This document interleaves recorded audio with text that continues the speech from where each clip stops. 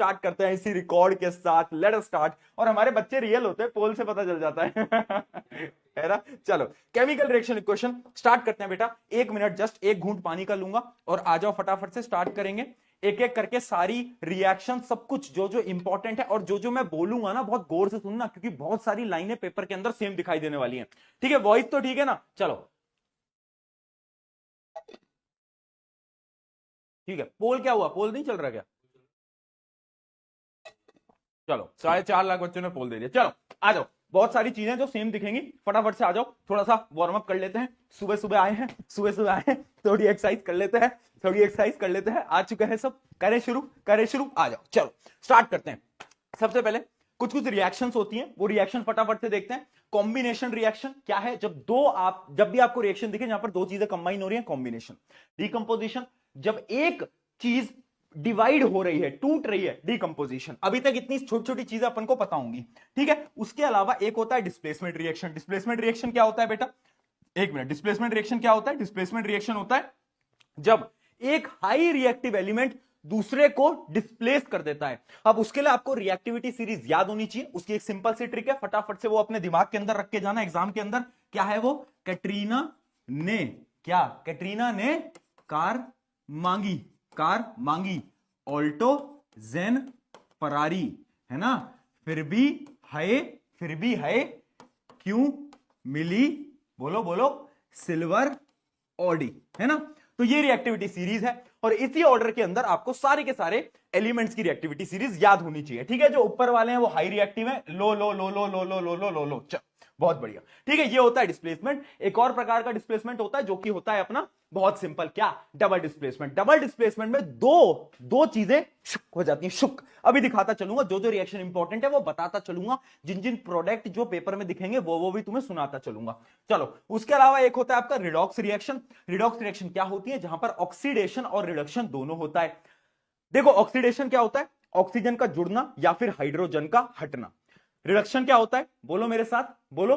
Hydrogen का जुड़ना या फिर ऑक्सीजन का, बहुत बढ़िया। रिडक्शन याद रखना, ऑक्सीडेशन पता है ऑक्सीजन का जुड़ना, और रिडक्शन क्या है? या तो ऑक्सीजन हटेगा या तो हाइड्रोजन जुड़ेगा, बहुत से, ठीक है। उसके अलावा कुछ रिएक्शन होती है जिनमें प्रेसिपिटेट बनता है, एक इनसॉल्युबल सब्सटेंस बनता है जिनको हम बोलते हैं प्रेसिपिटेशन रिएक्शन। उसके अलावा कुछ चीजें होती हैं एक्सोथर्मिक जिनमें हीट रिलीज होती है, कुछ होते हैं एंडोथर्मिक जिसमें हीट देनी पड़ती है, और एक होती है न्यूट्रलाइजेशन रिएक्शन। न्यूट्रलाइजेशन रिएक्शन कब होती है? जब एक एसिड और बेस कंबाइन करते हैं। अभी ज्यादा चीजें समझने की नहीं है, अब से समझने की चीज आएंगी जो कि मैं तुम्हें बताने वाला हूं, ध्यान से देखना। सबसे पहले मैं आपको कुछ सिंपल चीजें बताता चलता हूं। देखो इस रिएक्शन को पहले बैलेंस करके बताओ बेटा। मैं अभी बता रहा हूं बैलेंसिंग पे आपको न्यूमेरिकल यानी एमसीक्यू के अंदर बैलेंसिंग का क्वेश्चन पेपर के अंदर बहुत सारे सेट्स के अंदर दिखेगा। और मैं ये नहीं बोल रहा कि एग्जैक्टली आपको यही बैलेंसिंग के लिए आएगी, इससे मिलती जुलती आएगी, है ना। बहुत सारे पेपरों में ये भी दिख सकती है बट मिलती जुलती आएगी, ठीक है बेटा। जल्दी बताओ, जल्दी बताओ, फटाफट से बताओ, देख के बताओ, इसको याद कर लो। मैं आपको बता देता हूं बैलेंसिंग बेसिक तरीका क्या है। देखो कि कौन कौन सी चीजें रिएक्टेंट में कितनी है, प्रोडक्ट में कितनी है। यहां पर एक है, यहां पर भी एक है, ये ठीक है। क्लोरीन देखो, यहां पर एक क्लोरीन है, यहां पर 2 + 2 4 क्लोरीन है। तो हम क्या करेंगे, इसको यहां से 4 से मल्टीप्लाई कर देंगे। जब मैंने इसको 4 से बेटा मल्टीप्लाई करा तो अब यहां पर 4 हाइड्रोजन है, यहां पर कितने हाइड्रोजन है? यहां पर 2 हाइड्रोजन है। तो मैं क्या करूंगा बेटा, मैं इसको भी 2 से क्या कर दूंगा? मल्टीप्लाई कर दूंगा, और ये आपकी हो गई रिएक्शन बैलेंस, ठीक है। ये हो गई आपकी रिएक्शन बैलेंस, सिंपल था रिएक्शन बैलेंसिंग का, ठीक है। बहुत बढ़िया, बहुत बढ़िया, समझ में आया, समझ में आया, ठीक। अब यहीं पर ही मैं आपको बता देता हूं, इसी रिएक्शन पे सवाल आएगा आपका, क्या? देखना बेटा, इसी सेम रिएक्शन पे आपका सवाल आ सकता है, फाइंड दी ऑक्सीडाइज्ड और रिड्यूस्ड। कौन ऑक्सीडाइज हुआ है, कौन रिड्यूस हुआ है? कैसे पता चलता है? जो ऑक्सीजन जिससे छीन लिया जाता है, जिससे ऑक्सीजन छीन लिया जाता है, वो क्या हो जाता है? वो रिड्यूस हो जाता है। तो अगर आप ध्यान से देखोगे बेटा, ध्यान से देखोगे, इसके पास क्या था बेटा? ऑक्सीजन था, इससे ऑक्सीजन छीन लिया गया, तो ये क्या हो गया? ये एक प्रकार से आपका हो गया रिड्यूस्ड। जबकि इसको क्या हो गया? ये हुआ है आपका, बताओ ये क्या हुआ है? ये हुआ है आपका ऑक्सीडाइज्ड। अब पेपर के अंदर आपको एक और सवाल देखने को मिलेगा, ऐसी इक्वेशन मिलेगी और आपको यह बोलेगा, क्या? बोलो फटाफट से, क्या मिलेगा? क्या मिलेगा? यहां पर आपको यह मिलेगा कि इनमें से रिड्यूसिंग एजेंट कौन, ऑक्सीडाइजिंग एजेंट कौन? कैसे बताओगे? एक ट्रिक समझ लो बेटा। तुम सबसे पहले ये देखो रिड्यूस कौन हुआ है, ऑक्सीडाइज कौन हुआ है, फिर तुम खुद से ये बोलो कि जो रिड्यूस हुआ है वही ऑक्सीडाइजिंग एजेंट होगा, यानी आर के बगल में लिख दो ओ ए ऑक्सीडाइजिंग एजेंट, और जो ऑक्सीडाइज हुआ है वही रिड्यूसिंग एजेंट होगा। ज्यादा दिमाग मत लगाना, आज ज्यादा दिमाग मत लगाना, इतना करना सबसे पहले देखो रिड्यूस कौन है, ऑक्सीडाइज कौन है। रिड्यूस जो हुआ है उसके आगे ओ ए लिख दो, और जो ऑक्सीडाइज हुआ है उसके आगे आर ए लिख दो, बस इतना। डन है बेटा, डन है, समझ में आया, बिल्कुल, बहुत बढ़िया। चलो इतना क्लियर है, जल्दी बताते चलो, क्या इतना क्लियर है क्या, फटाफट से बताओ। चलो अब हम देखते हैं बहुत सारी आपकी इंपॉर्टेंट रिएक्शंस। देखो सबसे पहली इंपॉर्टेंट रिएक्शन आपकी क्या है, मैग्नीशियम की रिएक्शन है बेटा। मैग्नीशियम की क्या है इंपॉर्टेंट रिएक्शन, देखते चलना। मैग्नीशियम की रिएक्शन, मैग्नीशियम जो होता है वो क्या है, एक सब्सटेंस है, उसको हम जलाते हैं, क्या करते हैं, बर्न करते हैं। जब उसे बर्न करते हैं ना तो वो व्हाइट डेजलिंग फ्लेम्स प्रोड्यूस करता है। क्या प्रोड्यूस करता है, व्हाइट डेजलिंग फ्लेम, और वो बनाता है मैग्नीशियम ऑक्साइड।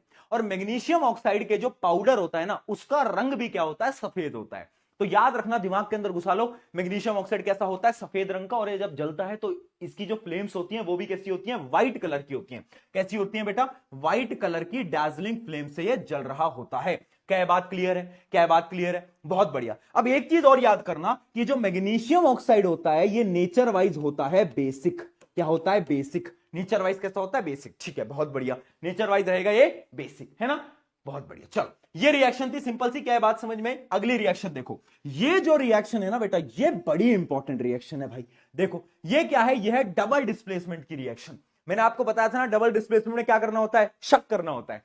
तो देखो लेड नाइट्रेट और पोटेशियम आयोडाइड, अब यहां पर क्या होगा, यहां पर दोनों चीजें कट हो जाएंगी। कट कैसे, ये जो लेड है ये आयोडाइड के साथ रिएक्शन कर लेगा और ये पोटेशियम इसके साथ बॉन्ड बना लेगा, तो ये बनाएगा लेड आयोडाइड और पोटेशियम नाइट्रेट। अब यहां पर पता है इंपॉर्टेंट चीज क्या है, याद आपको यह रखना है कि यहां पर बनता है प्रेसिपिटेट। कौन सा precipitate, lead iodide. Lead iodide का प्रेसिपिटेट का कलर होता है येलो येलो येलो, याद रखेंगे क्या होता है बेटा, येलो कलर का प्रेसिपिटेट होता है, ये याद रखना है, ठीक है, बहुत बढ़िया। अगली रिएक्शन देखो, अगली रिएक्शन है अपनी Fe+CuSO4।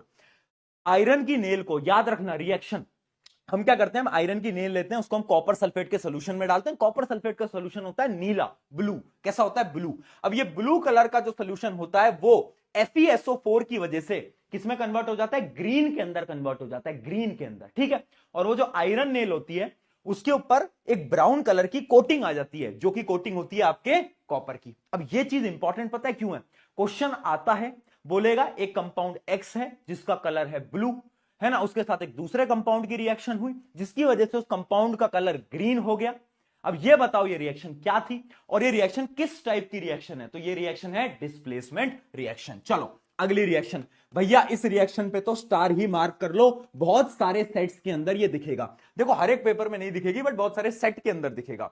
ये है आपकी decomposition of lead nitrate, basically thermal decomposition. क्या, थर्मल डीकंपोजिशन। जब हम लेड नाइट्रेट को हीट करते हैं, किसको, लेड नाइट्रेट को हीट करते हैं, तो ये क्या बनाता है, तीन चीजें बनाता है। लेड ऑक्साइड, इसका कलर क्या है, चैट में लिख के बताओ याद है या नहीं है। उसके अलावा बनाता है नाइट्रोजन डाइऑक्साइड। नाइट्रोजन डाइऑक्साइड होता है ब्राउन कलर की फ्यूम्स। क्या होता है बेटा, ब्राउन कलर की फ्यूम्स, यानी brown brown brown brown brown brown brown ऐसे फ्यूम्स टाइप का कुछ आ रहा होता है, ठीक है। और एक और गैस निकलती है ऑक्सीजन, ठीक है।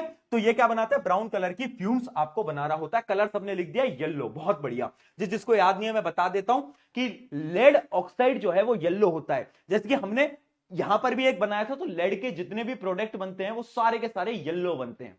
लेड के जो प्रोडक्ट बन रहे हैं वो येलो बन रहे हैं, आप ऐसे याद कर सकते हो एक बार के अंदर। चलिए बहुत बढ़िया।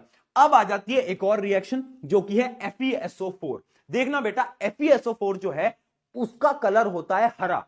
कैसा होता है, ग्रीन। अब कैसा, देखो एक चीज समझना, FeSO4 बेसिकली होता है FeSO4.7H2O, यानी उसके पास होते हैं 7 हाइड्रोजन यानी पानी के मॉलिक्यूल, ठीक है। रंग कैसा होता है, हरा, याद रखेंगे ग्रीन। अब जब उसे हीट करते हैं तो सारे पानी के मॉलिक्यूल भाग जाते हैं और बेचारा FeSO4 अकेला रह जाता है। तो अकेला जो जब रह जाता है तो इसका रंग होता है कैसा, व्हाइट। कैसा होता है बेटा, व्हाइट। अब जब इसे हम और हीट करते हैं तो तीन चीजें बनाता है, Fe2O3, दो गैसेज है बेटा, SO2 और SO3, SO2 SO3। अब ये जो दोनों गैसेज है ना, ये दोनों गैसेज पता है क्या करती हैं, एसिड रेन को कॉज करती हैं। सल्फर डाइऑक्साइड, सल्फर ट्राइऑक्साइड, ये एसिड रेन को कॉज करती हैं। और इसका रंग पता है क्या होता है, किसी को पता है, बता दो, याद होगा अब तो। थोड़ा सा रेडिश टाइप का होता है। कैसा होता है? रेडिश टाइप का होता है, रेडिश ब्राउन आप बोल सकते हो, है ना, तो ब्राउन भी लिख सकते हो। तो इसका कलर होता है आपका रेडिश ब्राउन। ठीक है बेटा, बहुत बढ़िया, समझ आ गया। अब अपना आ जाता है इलेक्ट्रोलाइसिस ऑफ वाटर। मैं आपको आज बोल रहा हूं डीकंपोजिशन से, आपके पेपर के अंदर एक सवाल दिखने वाला है डीकंपोजिशन से। ठीक है, अब देखो मैं आपको बता देता हूं इलेक्ट्रोलाइसिस ऑफ वाटर। उसमें हम क्या करते हैं, इलेक्ट्रोलाइसिस वाटर में दो तीन चीजें आपको अपने दिमाग के अंदर रखनी ही रखनी है। वो क्या क्या है? पहली चीज देखो, जब भी पानी टूटता है, जब भी पानी टूटता है तो दो चीजों में टूटता है, हाइड्रोजन और ऑक्सीजन। अब याद रखो कि एनोड पे कौन, कैथोड पे कौन। कैसे याद करोगे? बताओ बताओ कैसे याद करोगे? इसका एक तरीका है, अरे ओए चल हट, अरे ओए चल हट, है ना, ऐसे, अरे ओए चल हट, है ना। यानी ए यानी एनोड, एनोड पे होगा ऑक्सीजन, कैथोड पे होगा क्या, हाइड्रोजन। एनोड पे ऑक्सीजन, कैथोड पे हाइड्रोजन, याद रहेगा, अब तो नहीं बोलोगे। ठीक है, दूसरी चीज, अब इनका जो रेशियो होता है ना, हाइड्रोजन और ऑक्सीजन का रेशियो वो होता है 2:1। याद रखना बेटा, हाइड्रोजन जो होती है वो ट्वाइस होती है एज कंपेयर टू ऑक्सीजन। याद रहेगा क्यों होती है ट्वाइस? क्योंकि अगर तुमने कभी इसकी बैलेंस केमिकल इक्वेशन लिखी हो, बैलेंस केमिकल इक्वेशन के अंदर क्या होता है, बैलेंस केमिकल इक्वेशन के अंदर हाइड्रोजन का जो कोफिशिएंट होता है वो 2 होता है, 2। कभी देखना, अभी आप बैलेंसिंग करके देखोगे इसकी तो आपको दिखेगा हाइड्रोजन के आगे 2 लिखा होता है, इस वजह से हाइड्रोजन ट्वाइस होती है। अगली चीज, इसमें से एक और क्वेश्चन आ सकता है, इस पानी में इलेक्ट्रोलाइसिस के दौरान थोड़ा सा एसिड क्यों मिलाया जाता है? एसिड इसलिए मिलाया जाता है क्योंकि जो प्योर वाटर होता है वो बिजली को कंडक्ट नहीं करता। To conduct electricity we add acid. ये सवाल दिखने वाले हैं, ध्यान रखेंगे। चलो बहुत बढ़िया, ये वाली बात भी क्लियर हो गई, है ना। आपको इलेक्ट्रोलाइसिस देखो, ये आप देखोगे तो यहां पर 2 है, इस वजह से होता है। डन। चलो अगली रिएक्शन आ जाती है अपनी फोटोलाइटिक रिएक्शन, एजीसीएल। देखो एजीसीएल जो होता है वो सफेद रंग का होता है। सवाल दिखेगा कि एक एजीसीएल है, सब एक कंपाउंड है जिसका रंग सफेद है, उसको हमने धूप में रखा और धूप में रखते ही उसका रंग बदल गया, ग्रे कलर में उसका रंग बदल गया। तो तुम्हें याद रखना है एजीसीएल व्हाइट होता है, ये ग्रे में कन्वर्ट हो जाता है due to photolytic decomposition reaction, और क्लोरीन गैस हवा में उड़ जाती है। ठीक है, अच्छा जो फोटोलाइटिक डीकंपोजिशन रिएक्शन है, इसके यूजेस क्या है? ये ब्लैक एंड व्हाइट फोटोग्राफीज के अंदर यूज किया जाता है, याद रखना, ब्लैक एंड व्हाइट। इसका एक और एग्जांपल है बेटा, जो कि आपका एजीबीआर।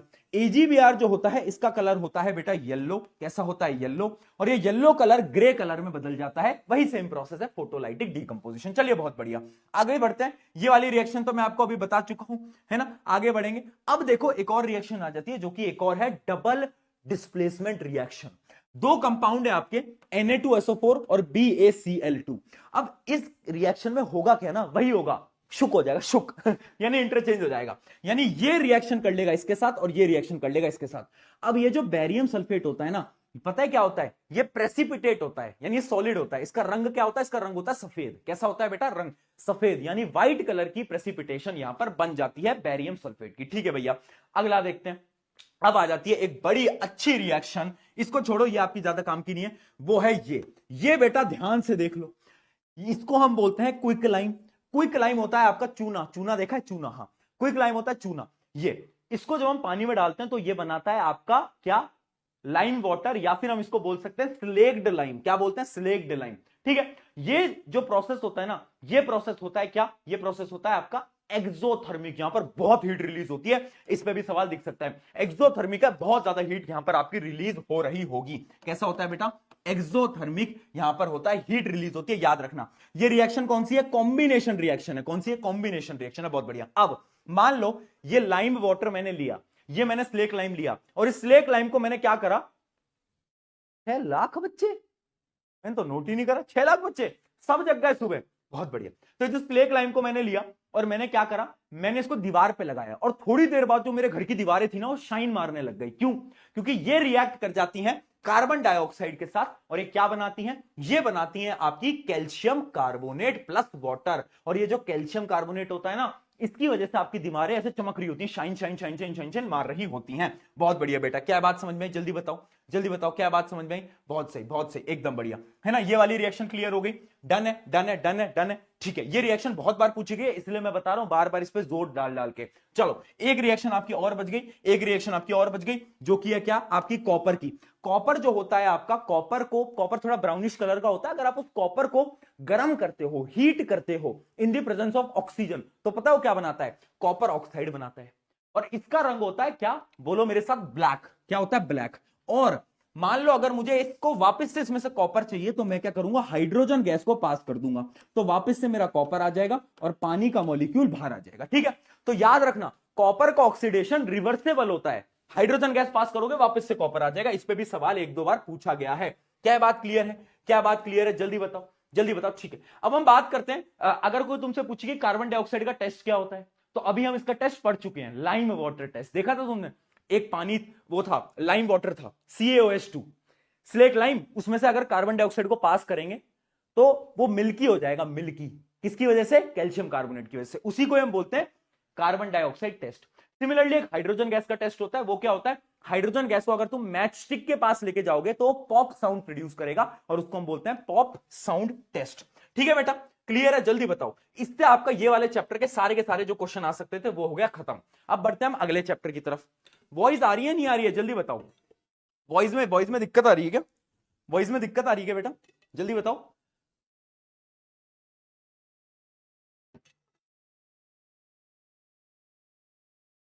दिक्कत आ रही है? नहीं, ठीक है।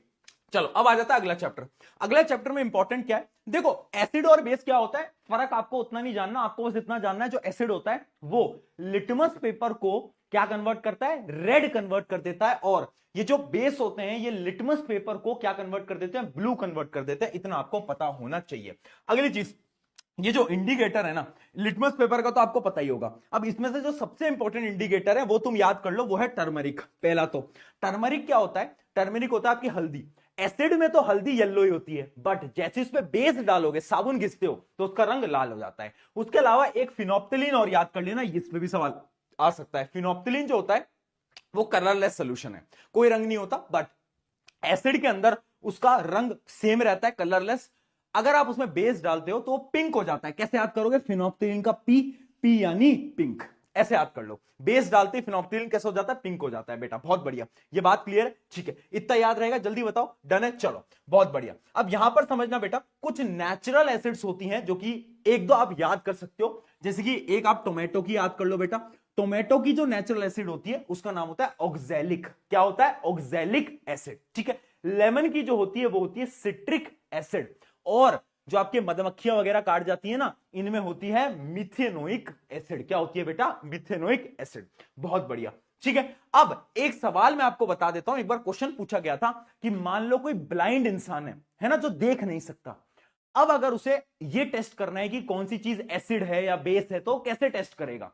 तो उनके लिए आते हैं ऑल फैक्ट्री इंडिकेटर्स, यानी ये वो इंडिकेटर्स होते हैं जो कि अपनी स्मेल को चेंज कर लेते हैं, स्मेल बदल लेते हैं। जैसे ही देखो, इसका एग्जांपल है अनियन। अनियन अगर आप उस पर एसिड डालोगे तो उसकी स्मेल रहेगी, बट अगर उस पर बेस डालोगे तो उसकी एसिड, उसकी जो स्मेल है वो गायब हो जाएगी। याद रखना, ठीक है? इसका एग्जांपल क्या है बेटा? इसका एग्जांपल है अनियन। डन है बेटा? चलो बहुत बढ़िया। अब यहां पर एक छोटी सी एक्टिविटी थी, एक्टिविटी आपकी एनसीईआरटी के अंदर। वो एक्टिविटी क्या थी, आप एक एसिड लेते हो HCl है ना, या फिर H2SO4, उससे आप रिएक्शन कराते हो जिंक मेटल की। तो पता क्या होती है, मेटल जब रिएक्ट करता है एसिड के साथ तो पता क्या प्रोड्यूस करता है, हाइड्रोजन गैस को प्रोड्यूस करता है। किसको करता है बेटा? यहां पर कौन सी गैस प्रोड्यूस होगी? हाइड्रोजन। याद रखना, hydrogen gas is flammable gas, flammable gas. ठीक है, तो ये रिएक्शन आप देख सकते हो। अच्छा, तो जिंक मेटल है ना, जिंक मेटल वो एसिड के साथ भी रिएक्ट करता है, बेस के साथ भी करता है। एसिड के साथ भी हाइड्रोजन रिलीज करता है, बेस के साथ भी हाइड्रोजन गैस रिलीज करता है। देखो देखो भाई, ये देखो NaOH के साथ जब रिएक्ट करेगा तो भी सोडियम जिंकेट ये आपको बना रहा होगा। ठीक है, कैसे याद करोगे सोडियम जिंकेट? भैया याद ही नहीं होता है ना, बट एक बार यार लिखोगे तो याद हो जाएगा, है ना? हाँ ठीक है, वैसे ऐसे भी याद कर सकते हो, नाटू जनानटू। ठीक है, बहुत बढ़िया। Done done done done done, आगे बढ़ा जाए। अब आ जाता है कुछ इंपॉर्टेंट चीजें यहां पर। एक मिनट रुको, एक मिनट रुको, कोई स्लाइड मिस हो गई क्या मुझसे? एक मिनट रुको, कहां गया? एक मिनट रुको, एक मिनट जरा, एक मिनट कहां गया? हाँ ठीक है, देखो अब यहां पर कुछ चीजें आ जाती हैं, ध्यान से देखना। यहां पर कुछ रिएक्शंस हैं एसिड की। अगर कोई भी एसिड मेटल के साथ रिएक्ट करता है तो हमेशा क्या प्रोड्यूस होता है? हमेशा हाइड्रोजन गैस निकलती है। बट यहां पर एक एक्सेप्शन है। एक्सेप्शन क्या है? एक्सेप्शन एक एसिड तुम याद रखोगे, HNO3। HNO3 जब भी रिएक्ट करता है मेटल के साथ तो वो हाइड्रोजन गैस रिलीज नहीं करता। क्यों नहीं करता बताओ? क्यों नहीं करता? Because it is a high oxidising agent. वो सामने वाले को ऑक्सीडाइज करता है और इस हाइड्रोजन गैस को इस हाइड्रोजन गैस को पानी में कन्वर्ट कर देता है, H2O के अंदर क्या कर देता है बेटा, कन्वर्ट कर देता है। याद रखना है केस इंपॉर्टेंट है HNO3 का। और HNO3 के ऊपर भी दो लोग हैं जो किसकी बात नहीं सुनते। वो दो मेटल कौन से होते हैं, मैग्नीशियम और मैग्नीज। वो ये बोलते हैं कि हम तेरी बात नहीं सुनेंगे, जब तू हमारे साथ रिएक्शन करेगा तब तो तुझे हाइड्रोजन गैस देनी ही पड़ेगी, ठीक है। जब भी आपका एसिड जो है वो किसके साथ रिएक्ट करेगा, मेटल कार्बोनेट या फिर मेटल हाइड्रोजन कार्बोनेट के साथ, तो तीन चीजें आती हैं, सॉल्ट बनता है, वाटर बनता है, साथ साथ में एक गैस बनती है, और उस गैस याद रखेंगे कार्बन डाइऑक्साइड। कौन सी गैस बनती है बेटा, कार्बन डाइऑक्साइड, ठीक है, बहुत बढ़िया। अच्छा, जितने भी आपके मेटेलिक ऑक्साइड्स होते हैं, याद रखना जितने भी आपके मेटेलिक ऑक्साइड्स होते हैं उनका नेचर क्या होता है, बेसिक होता है, बेसिक। बट क्या सारे मेटेलिक ऑक्साइड का नेचर बेसिक होता है, नहीं। यहां पर एक कॉन्सेप्ट होता है एम्फोटेरिक, हाँ, ऑक्साइड्स का।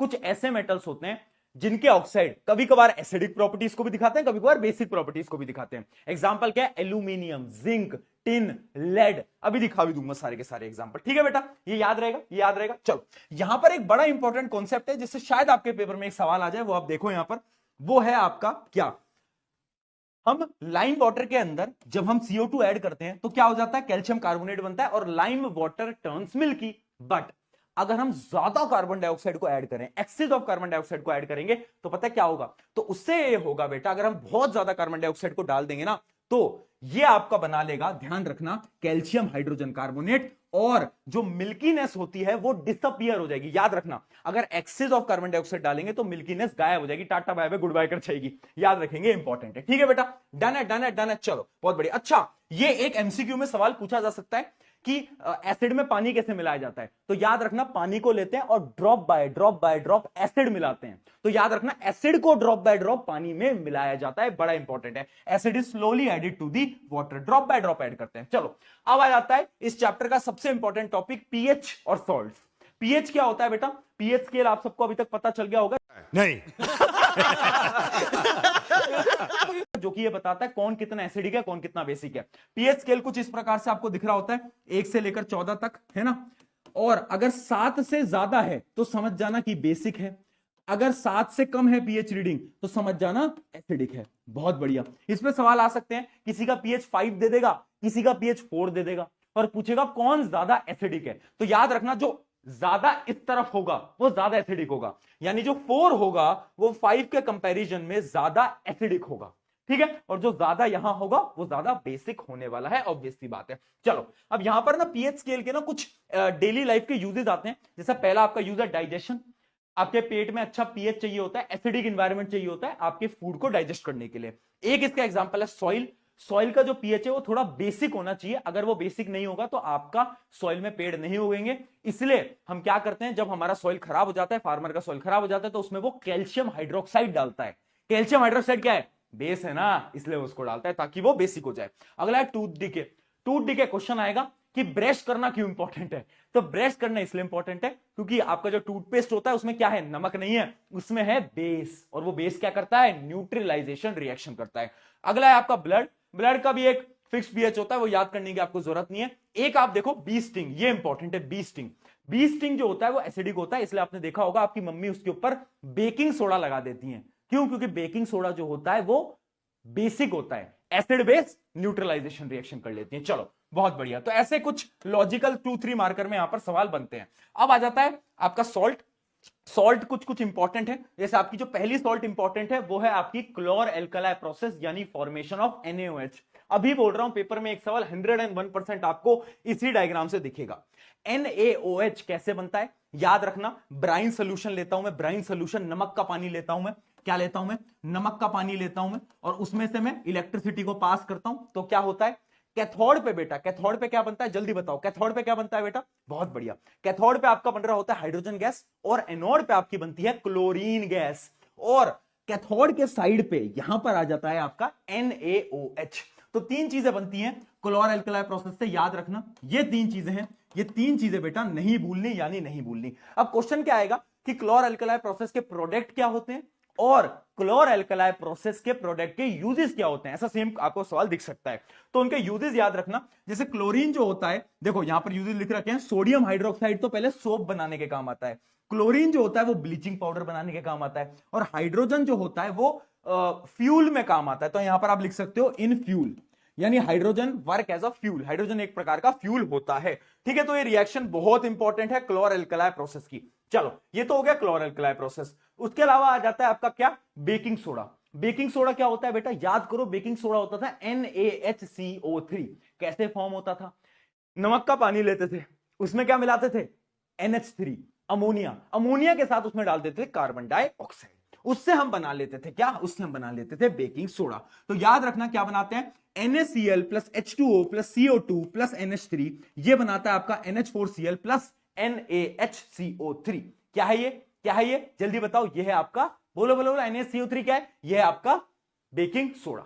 डन, बहुत बढ़िया बहुत बढ़िया। चलो ये आपका क्या, बेकिंग सोडा। अब बेकिंग सोडा की एक चीज याद रखना बेटा, बेकिंग सोडा जो है वो कहां काम आता है, इसके यूजेस याद रखना। इसका जो मेन काम है वो आता है, it is used in cooking, यानी जो आपके केक वगैरह बनाने के काम आता है ना, तो बेकिंग सोडा ही काम आता है। कैसे, बेकिंग सोडा में हम क्या करते हैं, बेकिंग सोडा को अपन बेकिंग पाउडर के अंदर कन्वर्ट करते हैं। कैसे कन्वर्ट करते हैं बेटा, याद कर लो कैसे कन्वर्ट करते हैं। बेकिंग सोडा लेते हैं, उसमें एसिड मिलाते हैं, टार्ट्रिक एसिड, टार्ट्रिक एसिड नाम याद रखना, टार्ट्रिक एसिड मिलाते हैं और वो बेकिंग पाउडर के अंदर कन्वर्ट हो जाता है, और उससे क्या होता है, आपके केक वेक बनाने के काम आ रहा होता है। ठीक है भैया, बहुत बढ़िया। अब आता है वॉशिंग सोडा। वॉशिंग सोडा कैसे बनता है, अरे भाई ये जो NaHCO3 है ना, इसको मैं हीट करता हूं, इसको हीट करने से ही क्या बनता है, इसको हीट करने से ही मेरा Na2CO3 यानी मेरा वॉशिंग सोडा बनता है। वॉशिंग सोडा का एग्जैक्ट फॉर्मूला क्या होता है, Na2CO3.10H2O। इसका काम क्या होता है, इसका काम होता है वॉशिंग के काम आता है, ये जो हार्ड वाटर होता है उसको सॉफ्ट बनाता है। चलो बहुत बढ़िया। अब आ जाता है ब्लीचिंग पाउडर, बहुत इंपॉर्टेंट। देखो ब्लीचिंग पाउडर कैसे बनता है, लाइम वाटर लो, स्लेट लाइम लो, स्लेट लाइम मतलब यही है ना, इसके अंदर से क्लोरीन गैस पास करा दो, तो ब्लीचिंग पाउडर का फॉर्मूला होता है CaOCl2, नाम होता है कैल्शियम ऑक्सीक्लोराइड। याद रखना ये काम क्या आता है, ये काम आता है आपके स्विमिंग पूल्स वगैरह, वाटर वगैरह को साफ करने के। तो यूजेस याद रखना, used in disinfectant water and bleaching fabrics, fabric वगैरह को, कपड़ों को भी ब्लीच करने के काम आ रहा होता है, क्योंकि ब्लीचिंग पाउडर है। अगला है plaster of Paris. Plaster of Paris पता है कैसे बनता है, गिप्सम नाम का एक कंपाउंड होता है, गिप्सम होता है CaSO4.12H2O। इसको हीट करते हैं, जब हम इसको हीट करते हैं तो ये बना देता है CaSO4.12H2O, है ना, ये 2H2 है बेटा, याद रखना, और ये बनाता है हाफ H2O। ये अपना कहलाता है प्लास्टर ऑफ पेरिस, POP। ठीक है, POP याद रखना, जैसे हीट करेंगे तो बना लेगा POP, और POP जो होता है आपके घरों के अंदर, वॉल्स के अंदर, मेडिकल आपके बोन वगैरह फ्रैक्चर हुए होंगे तो POP से ही उनको जोड़ा जाता है। ये सब इसके काम है। अब सवाल यहां पर यह आएगा कि why do we keep plaster of Paris in a air tight container, क्या है उसका आंसर, उसका आंसर बेटा ये है, याद रखना, we keep it in air tight container because क्या करना है हमें उससे, जल्दी बताओ क्यों, क्योंकि अगर उसे हम वाटर के मॉलिक्यूल दे देंगे तो वो गिप्सम के अंदर कन्वर्ट हो जाएगा, और गिप्सम हार्ड होता है, टफ होता है, तो plaster of Paris no use का रह जाएगा। किससे हो जाएगा, नो यूज का रह जाएगा। ठीक है बेटा, बहुत बढ़िया, यहां तक समझ में आया, यहां तक समझ में आया, जल्दी बताओ जल्दी बताओ। चलो इसके अलावा एक चीज और याद रखना, CuSO4.5H2O, ये होता है क्या, ये होता है कॉपर सल्फेट के क्रिस्टल्स, इनका रंग होता है ब्लू। अगर हम इसे हीट करेंगे तो इनका रंग उड़ जाएगा, क्योंकि पानी के मॉलिक्यूल्स हट जाएंगे। बहुत सही बेटा, बहुत सही। Chlor alkali process is the most important बेटा। अगले चैप्टर में बढ़ रहे, फटाफट से आ जाओ।